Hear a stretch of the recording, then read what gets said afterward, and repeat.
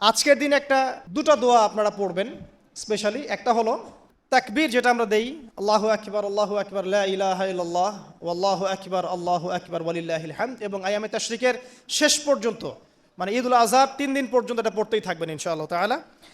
আর সকল নবীগণের একটা শ্রেষ্ঠ দোয়া আছে। যত নবী ছিলেন পৃথিবীতে তারা সবাই যত দোয়া করেছেন তার মধ্যে একটা দোয়াকে শ্রেষ্ঠ বলা হয়। শিখিয়ে দেব কোনটা?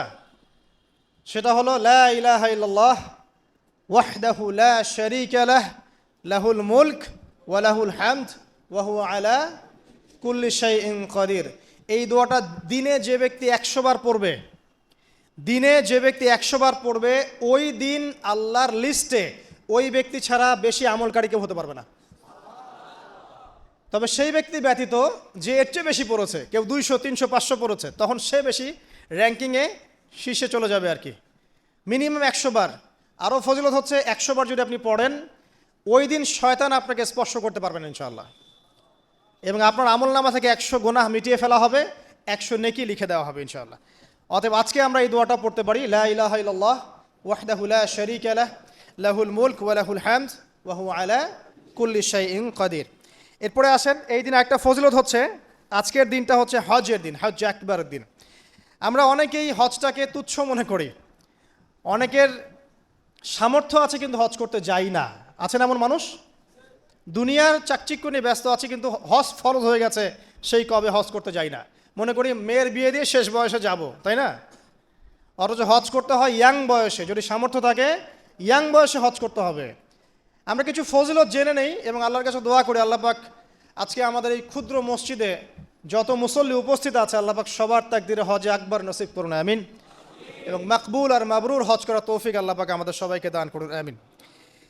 একটা হাদিস আছে, বুখারী মুসলিম দুইটা কিতাবে এসেছে, যে ব্যক্তি মান হাজ্জা লিল্লাহ, যে ব্যক্তি শুধু আল্লাহর জন্য হজ করলো, ওয়ালাম ইয়ারফুস ওয়ালাম ইয়াফসুক, এবং হজের মধ্যে কোনো প্রকার ফাহেসা কাজ করে নাই, অশ্লীল কোনো কাজ করে নাই, কোনো ফাসাকি কাজ করে নাই, সে ব্যক্তি ওই দিনের মতো নিষ্পাপ হবে। ওয়ালাদাতহু উম্মুহ, কোন দিন?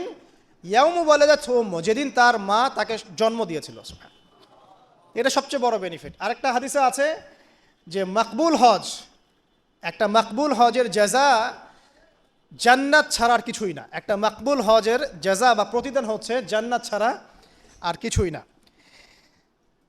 একটা হাদিস পড়লাম গতকালকে, সেটা হলো নবী করিম সাল্লাল্লাহু আলাইহি ওয়াসাল্লাম বলছেন এই উম্মতকে লক্ষ্য করে, তোমাদের যাদের হজ করার সামর্থ্য আছে এবং যাকে কঠিন কোনো রোগ আক্রমণ করেনি, 1, 2, যাকে কোনো অত্যাচারী শাসক বাধা দেয়নি, 2, এবং 3, যার আর্থিক সামর্থ্য আছে, গরিব মিসকিন না, আর্থিক সামর্থ্য আছে, 3টা শর্ত যার পূরণ আছে, তারপরেও যে ব্যক্তি হজ করলো না আমার উম্মতের মধ্যে, সে ইহুদি হয়ে মরুক বা নাসারা হয়ে মরুক, এতে আমার কিচ্ছু যায় আসে না।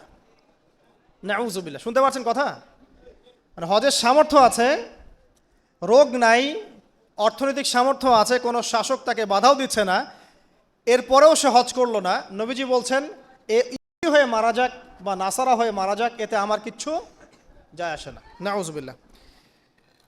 তারপরে শোনেন, 3 শ্রেণীর মানুষ আল্লাহ রাব্বুল আলামিনের মেহমান। 3 শ্রেণীর মানুষ আল্লাহ পাকের মেহমান। 1 নাম্বার হচ্ছে গাজী। গাজী মানে কি? ইসলামের জন্য যুদ্ধ করেছে, অন্য কোনো জন্য নয়, দিন ইসলামের জন্য যুদ্ধ করেছে, বিজয় লাভ করেছেন, নাম কি? গাজী। এই ব্যক্তি আল্লাহর মেহমান। যেমন আবু বকর সিদ্দিক, ওমর, ওসমান, আলী রাদিয়াল্লাহু আনহুম, তারা ইসলামের জন্য যুদ্ধ করেছিলেন না, তারপরে তারা জীবিত ছিলেন না, তারা তখন গাজী হিসেবে বেঁচে ছিলেন। ঠিক আছে? 2 নাম্বার হচ্ছে মুতামির, মানে ওমরাকারী, যে ব্যক্তি ওমরা করতে গিয়েছে সে আল্লাহর মেহমান। আর 3 নাম্বার এই যে হাজি, যে ব্যক্তি হজ করতে গিয়েছে সে আল্লাহ পাকের মেহমান। আমাদের একটা কর্তব্য আছে, এটাও একটা হাদিসে এসেছে, নবী করিম সাল্লাল্লাহু আলাইহি ওয়াসাল্লাম বলেছেন, ইদা লাকিতাল হাজ, যখন তুমি কোনো হাজির সাথে দেখা করবে, সাক্ষাৎ পাবে, ফাসাল্লিমু আলাইহি, তখন তাকে সালাম দিও, এবং তার সাথে মোসাফা করবে। তার সাথে কি করবে? মোসাফা করবে। এখন 1 হাতে না 2 হাতেই তর্কে যাওয়ার দরকার নেই, মোসাফা করেন। 1 হাতে পারলে 1 হাতে করেন, 2 হাতে পারলে 2 হাতে করেন, এটা নিয়ে তর্ক করার দরকার নেই, মোসাফা করেন। ঠিক আছে? মানে আমরা তো তর্কের শেষ নাই, যে কোনো ইস্যু পাইলেই তর্ক। আরাফা নিয়ে তর্ক, তারাবি নিয়ে তর্ক, ঈদের তাকবির নিয়ে তর্ক, হ্যাঁ রাকাত সংখ্যা নিয়ে তর্ক, মোসাফা নিয়ে তর্ক, বাকি রাখছে কি সেটা জানি না। আর এই তর্কগুলো করতে করতে দেখবেন ইসলামের বেসিক জিনিসগুলোই নাই, গায়েব। ইসলামী না আছে খেলাফা, ইসলামী না আছে এমারা, না আছে ইউনাইটেড কোনো ইসলামিক কমিউনিটি, না আছে ইসলামিক কোনো ইকোনমিক্সের বেস, না ইসলামিক কোনো মিডিয়া, না ইসলামিক কোনো কিছুই নাই। যা আছে প্রোটেস্ট্যান্ট ভার্সন, মানে নামাজ, রোজা, হজ, জাকাত, এগুলাই। আর এগুলো নিয়ে আমরা এখন তর্ক করছি। ব্যক্তি পর্যায়ে দিন আছে, বাকি বাইরে আর দিন নাই। মসজিদের মধ্যে আসবে পাক্কা নামাজি, মসজিদ থেকে বের হয়ে গেল সুদখোর। তো আল্লাহ হেফাজত করুক আমাদেরকে। আমাদের বড় বড় ইস্যুগুলো নিয়ে বেশি কথা বলা উচিত। মোসাফে এক হাতে হবে না, দুই হাতে, এর জন্য কি জান্নাত জাহান্নামের ফয়সালা হয়ে যাবে? তাই মনে হয় আপনাদের? সুবহানাল্লাহ। একজন বলছে ইশারা করতে হবে তাশাহুদে এভাবে, আরেকজন বলছে একটু নড়াতে হবে। এই মাসআলাটার জন্য কি আপনার জান্নাত জাহান্নামের ফয়সালা হয়ে যাবে মনে হচ্ছে আপনার? অথচ আকীদার ঠিক নাই, এদিকে আমলের ঠিক নাই, অর্থনৈতিক জীবনের ঠিক নাই, মুআমালাতের ঠিক নাই, সম্পত্তির বন্টন মেরাজের ঠিক নাই, এগুলো ঠিক নাই, এবং আল্লাহর জমিন, আল্লাহর দিন বাস্তবায়নের কোনো চেষ্টাই নাই। অথচ এগুলো নিয়ে ব্যস্ত হয়ে আছে। আল্লাহ পাক আমাদের বিচক্ষণতা দান করুন, দূরদর্শিতা দান করুন, আমিন। আসুন, মোসাফা করতে বলেছেন নবীজি, তারপরে বলবেন যে মুরহু, তাকে আদেশ করুন। এখানে আদেশ মানে হচ্ছে অনুরোধ করুন, তাকে আদেশ করুন বা অনুরোধ করুন, আই ইস্তাগফিরুল্লাহকে, সে যেন তোমার জন্য ইস্তেগফার করে। কে? যে ব্যক্তি হজ করে এসেছে, হাজি, তাকে সালাম দিবেন, মোসাফা করবেন, দিয়ে বলবেন যে ভাই আপনি আমার জন্য একটু দোয়া করেন। কারণ ফাইন্নাহু মাগফুরুন লাহ, কারণ সে ব্যক্তি একজন ক্ষমাপ্রাপ্ত মানুষ। তবে একটা বিষয়, মানুষের সম্পদ আত্মসাৎ করে সুদের টাকা দিয়ে, ঘুষের টাকা দিয়ে, প্রতারণা, বাটপাড়ি, দুর্নীতির টাকা দিয়ে হজ করতে গিয়ে কতটুকু মাগফুর হয়ে আসা যাবে, এটা একটা প্রশ্নবিদ্ধ বিষয়। তো এই বিষয়গুলোকে ক্লিয়ার করে হজ করতে যাওয়া উচিত। আল্লাহ পাক আমাদেরকে তৌফিক ইনায়াত করুন, আমিন। এই দিনের একটা প্রতিশ্রুতি আছে। কি প্রতিশ্রুতি? আয়েশা রাদিয়াল্লাহু আনহা থেকে সহিহ মুসলিমে এসেছে, এবং জাবের রাদিয়াল্লাহু আনহু থেকে ইবনে হিব্বানের 3853 নম্বর হাদিসে এসেছেন। আল্লাহ রাব্বুল আলামিন এই দিনে হাজিদেরকে দেখে বলেন, যারা আরাফার মাঠে এসেছেন তাদেরকে দেখে বলেন যে আমার এই বান্দারা দূর দূরান্ত থেকে সফর করে এখানে এসেছে, ওদের চেহারাগুলো তাকিয়ে দেখো, ক্লান্ত, ক্লিষ্ট, চুলগুলো এলোমেলো, পরিশ্রান্ত, তারা আমার রহমতের প্রত্যাশী, অথচ তারা কেউ আমার আযাব দেখে নাই। হে ফেরেশতারা, তোমরা সাক্ষী থাকো, আমি তাদের সবাইকে মাফ করে দিলাম। এবং নবী সাল্লাল্লাহু আলাইহি ওয়াসাল্লাম বলছেন যে আজকের দিনে যত মানুষকে আল্লাহ পাক জাহান্নাম থেকে মুক্তি দিবেন, অন্য কোনো দিনে এত মানুষকে আল্লাহ পাক মুক্তি দিবেন না। আল্লাহ পাক আমাদেরকে সবাইকে জাহান্নাম থেকে মুক্তি দান করুন, আমিন। তো শেষ যে বিষয়টার দিকে টাচ করে আমি কনক্লুশন দিকে যাব, সেটা হলো উম্মতে মুহাম্মাদির জন্য আজকের দিনের মধ্যে স্পেশাল কি বলেন তো? এটা হচ্ছে আমাদের মূল পয়েন্ট। আজকের দিনে ফজিলত জানলাম, আমরা আমলগুলো জানলাম, সব ঠিক আছে, কিন্তু আমাদের জন্য আসলে স্পেশাল কি জিনিস? আমাদের জন্য আজকের দিনের স্পেশাল যে বিষয়, সেটা হলো আজকের দিনে দিন ইসলাম পূর্ণতা লাভ করেছে। ইসলামের পূর্ণতা দিবস আজকে। 23 বছর দিন ইসলাম প্রচার করার পরে আজকের দিন আল্লাহ পাক বলেছেন দিন পূর্ণ করে দিলাম। বলছিলেন যে আজকের দিন এই আয়াতটা যদি আমাদের উপর নাজিল হতো, আমরা তাহলে ঈদ পালন করতাম। নবীজি বললেন এটা আমাদের ঈদের দিনই, এটাও আমাদের ঈদের দিন, কোনো সমস্যা নেই। তো আমাদের সবচেয়ে ইম্পর্টেন্ট জায়গা এটা, যে আজকের দিনে দিন ইসলাম পূর্ণতা লাভ করেছে। এখন ইসলাম যে পূর্ণতা লাভ করলো, এই দিবসটা কতজন জানে যে আজকের দিন ইসলাম পূর্ণতা লাভের দিন? আমরা অনেক দিবসের কথা জানি, আন্তর্জাতিক দিবস, জাতীয় দিবস, পারিবারিক দিবস, জন্মদিন, মৃত্যুদিন, হ্যাঁ অনেক দিবসের কথা আমরা জানি। ইসলামের পূর্ণতা দিবস কতদিন জানেন? কতজন জানেন? দেখেন সাংস্কৃতিক আগ্রাসন কোথায় আপনার মূল জায়গাটা নিয়ে যাওয়া হয়েছে। শেকড় ভুলে গেছে মানুষ। এখন মানুষ শেকড় ভুলে বিদেশিদের সংস্কৃতি লালন করছি, কোনো কোনো ক্ষেত্রে বিদেশি প্রভুদের দাসত্ব করছি। 23 বছর নবী সাল্লাল্লাহু আলাইহি ওয়াসাল্লাম দিনের জন্য অক্লান্ত মেহনত করেছেন। ওয়াহি আসার পর থেকে প্রথম 3 বছর গোপন দাওয়াত দিয়েছেন, একদম গোপনে গোপনে দাওয়াত দিয়েছেন। আবু বকর, ওসমান, ওমর, আলী এরকম কিছু সাহাবী ইসলাম কবুল করেছেন। আস্তে আস্তে দাওয়াত প্রচার লাভ করেছে। যত প্রসার হয়েছে তত মানুষের অত্যাচার বেড়েছে। এক পর্যায়ে তাকে সাহাবীদেরকে আবিসিনায় হিজরত করতে পাঠাতে হয়েছে। তারপর তিনি তায়েফে গিয়েছেন, ওখান থেকে রক্তাক্ত হয়ে মক্কা এসেছেন। আবার সেখান থেকে ইয়াসরিব, মদিনায় গিয়েছেন। ইয়াসরিবের মানুষ ইসলাম কবুল করেছিল। তারা নবী সাল্লাল্লাহু আলাইহি ওয়াসাল্লামকে আশ্রয় দিলেন, সাহাবীদেরকে আশ্রয় দিলেন। নবীজি সেখানে গিয়ে একটা ইসলামিক কমিউনিটি গড়লেন, মসজিদে নববী গড়লেন, সেখানে অর্থনীতি স্ট্রং করলেন, সেখানে একটা ইমারা গঠন করলেন, সেখানে একটা জামা গঠন হলো। এরপরে যখন মুশরিকরা তাদেরকে আক্রমণ করতে শুরু করলো, তখন বদরের যুদ্ধ হয়ে গেল, তারপর উহুদ, তারপর খন্দক, তারপর আপনার এই যে হুদাইবিয়া, খাইবার, হতে হতে চলতে থাকলো। এক পর্যায়ে পররাষ্ট্রনীতি অ্যাপ্লাই করলেন, রোমের সম্রাটকে দাওয়াত দিচ্ছেন, মিশরের মুকাউকিয়াসকে দাওয়াত দিচ্ছেন, পারস্যের খসরুকে দাওয়াত দিচ্ছেন, সব জায়গায় দাওয়াতি কাজ ছড়িয়ে পড়তে লাগলো। 23 বছর অক্লান্ত পরিশ্রম। এক পর্যায়ে এই যে শেষে, একদম জীবনের শেষ পর্যায়ে এসে তিনি বিদায় হজ করলেন। একটাই হজ করেছেন তিনি, নবী সাল্লাল্লাহু আলাইহি ওয়াসাল্লাম এই একটা হজই করেছেন জীবনে। এবং সেই হজের দিন যখন এই ভাষণ তিনি দিচ্ছেন, তখন আল্লাহ পাক এই আয়াতটা নাজিল করে দিনটাকে পরিপূর্ণতা দান করলেন। আজকের দিনের মূল শেকড়টা কোথায় বুঝতে পারছেন? এই 23 বছরের দাওয়াতি জীবনের পরিসমাপ্তি এখানে। আজকের দিনের পরে আসলে পূর্ণাঙ্গ কোনো সূরা নাজিল হয়নি। সর্বশেষ নাজিল হয়েছে সূরা নাসর, ইযা জাআ নাসরুল্লাহি ওয়াল ফাতহ। এরপরে বিচ্ছিন্ন দু একটা আয়াত নাজিল হয়েছে, কিন্তু পূর্ণাঙ্গ আর কোনো সূরা নাজিল হয়নি। আজকের দিনের পর নবী সাল্লাল্লাহু আলাইহি ওয়াসাল্লাম মাত্র 80 বা 83 দিন বেঁচে ছিলেন। সর্বশেষ যে কথাটা আমরা শুনবো এখন, সেটা হলো নবী করিম সাল্লাল্লাহু আলাইহি ওয়াসাল্লাম আজকের এই দিনে জনগণকে উদ্দেশ্য করে কিছু কথা বলেছিলেন। এই কথাগুলো বলে তিনি আজকের হজটা শেষ করেছেন। আমরা অনেকেই এই ভাষণটা সম্পর্কে জানি না। আমরা অনেক ভাষণ নিয়ে এখন গর্ব করি। নবী করিম সাল্লাল্লাহু আলাইহি ওয়াসাল্লামের এই যে সর্বশ্রেষ্ঠ ভাষণ, এটা কতজন জানেন? বিদায় হজের ভাষণ। কতজন জানেন বিদায় হজের ভাষণে নবী সাল্লাল্লাহু আলাইহি ওয়াসাল্লাম কি বলেছিলেন উম্মতকে? আমরা একটু আপনাদেরকে শোনাবো, শুনিয়ে ইনশাআল্লাহ লেকচারটা শেষ করব।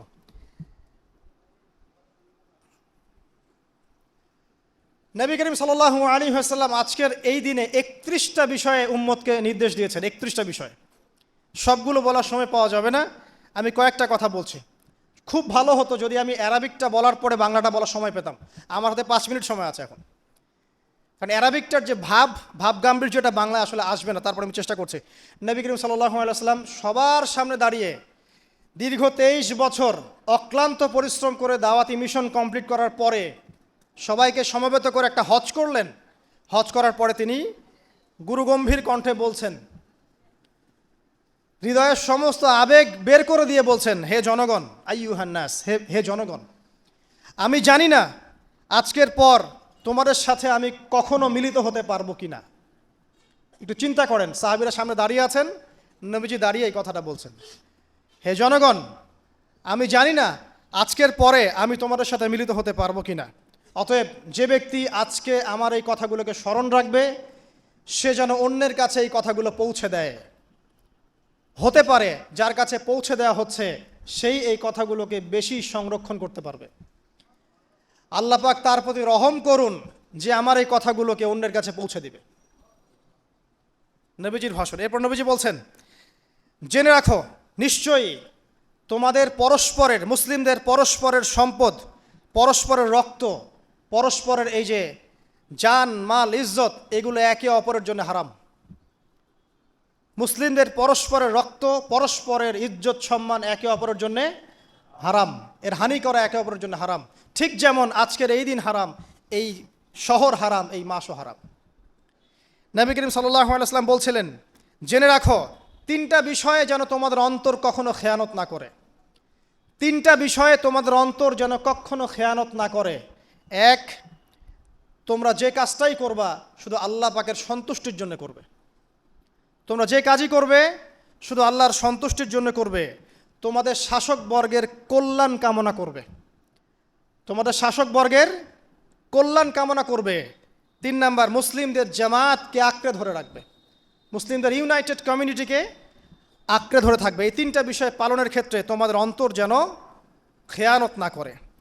এদিন সূর্য ঢলে যাওয়ার পরে নবী সাল্লাল্লাহু আলাইহি ওয়াসাল্লাম আরও বললেন, শুনে রাখো হে মানব জাতি, এটা ভালো করে শোনেন, শুনে রাখো হে মানব জাতি, নিশ্চয়ই আমি মুহাম্মদ সাল্লাল্লাহু আলাইহি ওয়াসাল্লাম জাহেলি যুগের যত কুপ্রথা আছে সমস্ত কুপ্রথাকে আমার পায়ের তলে পিষ্ট করে গেলাম। জাহেলি যুগে কি ছিল ভাই? শিরিক ছিল, সুদ ছিল, মাদক ছিল, নারীর অবমাননা ছিল, কন্যা সন্তানকে দাফন করা হতো, রক্তক্ষয়ী, হানাহানি, মারামারি, কাটাকাটি ছিল, এগুলো সব কিছুকে আমি আমার পায়ের তলে দাফন করে গেলাম। এটা কি দাফন হয়েছে? তিনি বলছেন, নিশ্চয়ই আমি জাহেলি যুগের সুদকে আমার পায়ে তলে পিষ্ট করে যাচ্ছি। সর্বপ্রথম যার সুদ আমি পিষ্ট করছি তিনি হচ্ছেন আব্বাস ইবনে আব্দুল মুত্তালিব, আমার চাচার সুদ। নিজের পরিবার থেকে দৃষ্টান্ত স্থাপন করলেন। তিনি আরও বললেন, হে উপস্থিত জনগণ, তোমরা মেয়েদের ব্যাপারে সতর্ক থাকবে এবং তোমাদের স্ত্রীদের ব্যাপারে সতর্ক থাকবে, তাদের হকের ব্যাপারে সতর্ক থাকবে, কেননা তোমরা তাদেরকে আল্লাহর কালিমার মাধ্যমে হালাল করে নিয়েছো। অতএব তাদের ব্যাপারে তোমরা সতর্ক থাকবে। তোমাদের উপর তাদের হক হচ্ছে তোমরা যা খাবে, যা পরবে, তাদেরকেও তাই খাওয়াবে, তাই পরাবে। আর তাদের উপর তোমাদের হক হচ্ছে যে তারা তোমাদের বিছানায় এমন কাউকে আসতে দিবে না যাদেরকে তোমরা অপছন্দ করো। নবী করিম সাল্লাল্লাহু আলাইহি ওয়াসাল্লাম আরও বলছেন, এই দিন আইয়ুহান নাস, হে মানব জাতি, তারাকতু ফিকুম আমরাইন, জেনে রাখো আমি তোমাদের সামনে মাত্র দুটো বস্তু ছেড়ে গেলাম। কয়টা বস্তু? লান তাদিল্লু মা তামাসসাকতুম বিহিমা, তোমরা কোনোদিন পথভ্রষ্ট হবে না যতদিন এই দুটো বস্তুকে আঁকড়ে ধরে থাকবে। কিতাব আল্লাহ, আল্লাহর কিতাব, ওয়া সুন্নতি নবীহি, এবং তার নবীর সুন্নাহ। তিনি আরও বললেন, আল মুসলিম, জেনে রাখো প্রকৃত মুসলিম সে ব্যক্তি, মান সালিমাল মুসলিমুনা মিন লিসানিহি ওয়া ইয়াদিহি, যে ব্যক্তির হাত এবং জবান থেকে অন্য মুসলিম নিরাপদ থাকে সেই ব্যক্তি হচ্ছে প্রকৃত মুসলিম। আল মুহাজির, আর প্রকৃত মুহাজির সে ব্যক্তি, মান হাজারা মা নাহাল্লাহু আন, আল্লাহ পাক যা নিষেধ করেছেন সেখান থেকে যে দূরে থাকে সেই ব্যক্তি প্রকৃত মুহাজির, মানে হিজরতকারী। তিনি আরও বললেন, মনে রেখো আমি তোমাদের সবার আগে হাউজে কাউসারে চলে যাব, সুবহানাল্লাহ, এবং সেখানে আমি তোমাদের জন্য অপেক্ষা করতে থাকব। অতএব শোনেন, অতএব তোমরা আমার চেহারাকে কালিমালিপ্ত করো না, মানে আমার চেহারায় কালিমালিপ্ত করো না, আমার নাম নষ্ট করে দিও না। আমি তোমাদের সংখ্যাধিক্য দেখে আল্লাহর কাছে গর্ব করব, আমাকে তোমরা অপমানিত করো না। আজকে কি আমরা তার দায়িত্ব পালন করে উম্মাহ হতে পেরেছি? নবীজি বলেছেন, তা আমার চেহারাকে কালিমালিপ্ত করো না, সুবহানাল্লাহ। তিনি বলছেন, ওই সময় কিছু মানুষ থেকে আমি মুক্ত হয়ে যাব আর কিছু মানুষ আমার থেকে মুক্ত হয়ে যাবে। বলা হলো, কারা ইয়া রাসূলুল্লাহ? তিনি বলছেন, আল্লাহ পাককে আমি বলবো, ইন্নাহুম মিন্নি, হে আল্লাহ এরা আমার উম্মাহ, এরা আমার উম্মত, আমার সাহাবী। আল্লাহ পাক বলবেন, ইন্নাকা লা তাদরি মা আহদাসা বা'দাক, তুমি জানো না হে নবী, তোমার মৃত্যুর পর এই মানুষগুলো, পরবর্তী মানুষগুলো তোমার দিনের মধ্যে কত বেদাত সংযোজন করেছিল। তিনি আরও বলেছিলেন, হে জনগণ, জেনে রাখো প্রত্যেক পরিবারের জন্যে প্রতি বছর একটা করে পশু জবাই করার বিধান, প্রত্যেক পরিবারের জন্যে, সামর্থ্যবান পরিবারের জন্য প্রত্যেক বছর একটা করে পশু জবাই করার বিধান রয়েছে। তিনি আরও বললেন, মনে রাখো একজনের অপরাধের শাস্তি আর একজন কখনো পাবে না, আর বাবার দোষে ছেলে কখনো দুষ্ট হবে না, ছেলের দোষে বাবাও কখনো অপরাধী হবে না। তিনি আরও বললেন, জেনে রাখো হে মানব জাতি, নিশ্চয়ই শয়তান এই বিষয় থেকে নিরাশ হয়ে গেছে যে তোমরা শয়তানের ইবাদত করবে। শয়তান নিরাশ হয়ে গেছে, কিন্তু শয়তান নিরাশ হয়নি একটা বিষয় থেকে, যে তোমরা একে অপরে হানাহানি, কাটাকাটি, ফিতনা, ফাসাদে ব্যস্ত থাকবে, যেমনটা এখন আমরা করছি। আমরা কিন্তু সরাসরি কখনো শয়তানের ইবাদত করছি, কিন্তু মুসলিমরা এখন পরস্পরে হানাহানি, কাটাকাটি, ফাসাদে লিপ্ত আছে। তিনি আরও বললেন যে একজন মুসলিমের জন্য হালাল নয় অন্য মুসলিমের সম্পদ আত্মসাৎ করা, যতক্ষণ না সে স্বেচ্ছায় খুশি মনে তোমাকে সম্পদ প্রদান করে। অতএব তোমরা একে অপরের প্রতি জুলুম করবে না। তিনি আরও বললেন, সাবধান, আমার ইন্তেকালের পরে তোমরা একে অপরের গর্দান উড়িয়ে কাফের হয়ে যেও না। সাবধান, আমার ইন্তেকালের পর তোমরা একে অপরের গর্দান উড়িয়ে কাফের হয়ে যেও না। তিনি আরও বলেছেন, একজন মুসলিম আরেকজন মুসলিমকে গালি দিতে পারে না।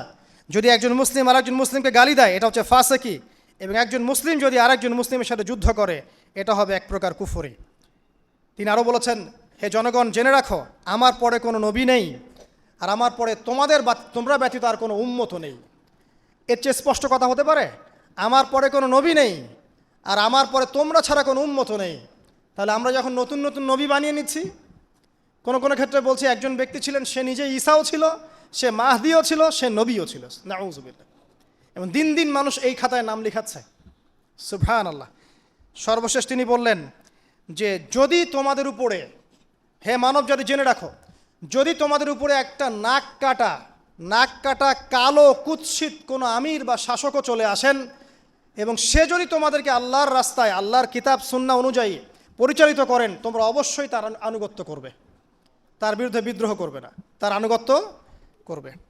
জেনে রাখো, শেষে তিনি বলেন, জেনে রাখো হে মানব জাতি, আজকে থেকে কুল্লুকুম মিন আদম, তোমরা সবাই আদম সন্তান, ও আদামু মিন তুরাব, আর আদম হচ্ছে মাটির সন্তান।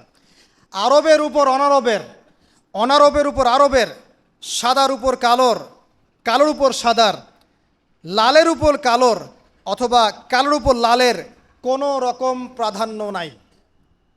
ইল্লা তাকওয়া, শুধু তাকওয়া ব্যতীত। যে ব্যক্তি বেশি মুত্তাকি সে আল্লাহর কাছে বেশি মর্যাদার অধিকারী হবে ইনশাআল্লাহ তাআলা। সর্বশেষ তিনি আঙ্গুলটা উঁচু করলেন, নিজের শাহাদাত আঙ্গুলি উঁচু করে আকাশের দিকে তাকালেন, এরপর জনগণের দিকে তাকালেন, তাকিয়ে বললেন যে তোমাদের ব্যাপারে, হে জনগণ, তোমাদের ব্যাপারে আমাকে আল্লাহ জিজ্ঞাসা করবেন। ফামা আনতুম কাইলুন, তোমরা ওই সময় কি বলবে আমার সম্পর্কে?